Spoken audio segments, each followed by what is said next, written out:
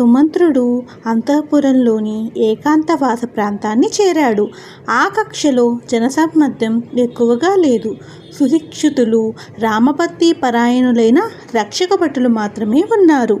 వారిని పర్యవేక్షిస్తూ కాషాయ వస్త్రాలు ధరించిన వృద్ధులున్నారు. వారితో సుమంత్రుడు రామదర్శనానికి వచ్చానని చెప్పమన్నాడు. సుమంత్రుడు తండ్రికి సన్నిహితుడు, వృద్ధుడు, తనకు అత్యంత గౌరవపాత్రుడు కావడం వలన రాముడు సీతతో కలిసి ఏకాంత గృహంలో ఉన్నా కూడా వెంటనే తన వద్దకు తీసుకురమ్మని ద్వారపాలకునికి చెప్పి పంపాడు. రాముడు తెల్లటి దుప్పటి కప్పిన బంగారు పాన్పుపై కూర్చుని ఉన్నాడు. వంటి నిండా శ్రేష్టమైన చందనాన్ని అలదుకున్నాడు. ఆ చందనం వరాహరత్నంలా సుగంధాన్ని వెదజల్లుతుంది. చక్కగా అలంకరించుకొని కుబేరునిలా కూర్చున్నాడు.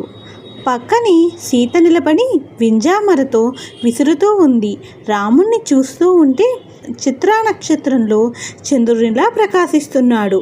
అటువంటి మహా తేజస్సునితో సూర్యునిలా వెలిగిపోతున్న రాముడికి సుమంత్రుడు వినయంగా నమస్కారం చేశాడు. తరువాత ఆసనంపై కూర్చున్నాడు. సుమంత్రుడు రామునితో ఇలా చెప్పాడు. కౌసల్యాపుత్ర రామ, దశరథ మహారాజు, కైకేయి మహారాణి నిన్ను వెంటనే చూడాలని కోరుతున్నారు.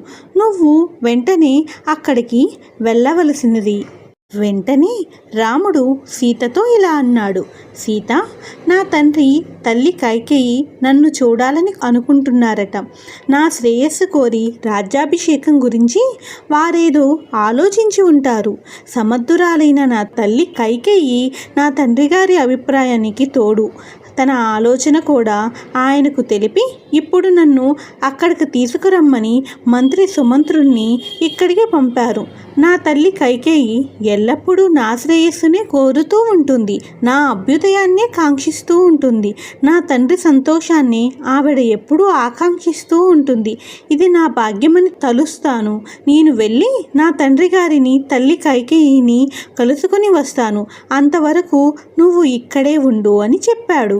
ఇప్పుడు సీత శ్రీరామునితో ఇలా అంది. ప్రభు, ఇప్పుడు మీ తండ్రి గారు యువరాజాభిషేకం చేయబోతున్నారు. ముందు ముందు బ్రహ్మ దేవేంద్రునికి చేసినట్లుగా మహారాజాభిషేకం కూడా చేయగలరు. అప్పుడు మీరు పరిశుద్ధులై రాజసూయాన్ని చేయి తలపెట్టినప్పుడు మీరు కృష్ణజనాన్ని ధరించి చేతితో లేడి కొమ్మును పట్టుకుని ఉండడం చూడాలని ముచ్చట పడుతున్నాను. మిమ్మల్ని తూర్పు దిక్కున ఇంద్రుడు, దక్షిణాన యముడు, పశ్చిమాన వరుణుడు, ఉత్తరాన కుబేరుడు రక్షిస్తారు కాక అని అన్నది. తరువాత రాముడు రాజ్యాభిషేకానికి తగినట్టుగా సర్వాలంకారాలు చేసుకుని సుమంత్రుని వెంట బయలుదేరాడు. బయటకు రాగానే అక్కడే వేచి ఉన్న లక్ష్మణుని చూశాడు. అక్కడ నుండి మధ్య ప్రాకారంలో తన కోసం వేచి ఉన్న వారందరినీ కలిసి వారందరినీ మర్యాదపూర్వకంగా పలకరించాడు. వారందరి వద్ద సెలవు తీసుకొని తన కోసం నిరీక్షిస్తున్న రథంలో కూర్చున్నాడు. లక్ష్మణుడు కూడా రాముని వెనకనే చమరాలతో రాముడికి విసురుతూ నిలబడ్డాడు. సుమంత్రుడే రథాన్ని స్వయంగా నడిపాడు. సైనికులంతా సింహనాదాలు చేశారు. వందిమాగదులు మంగళాచరణాలు గానం చేశారు.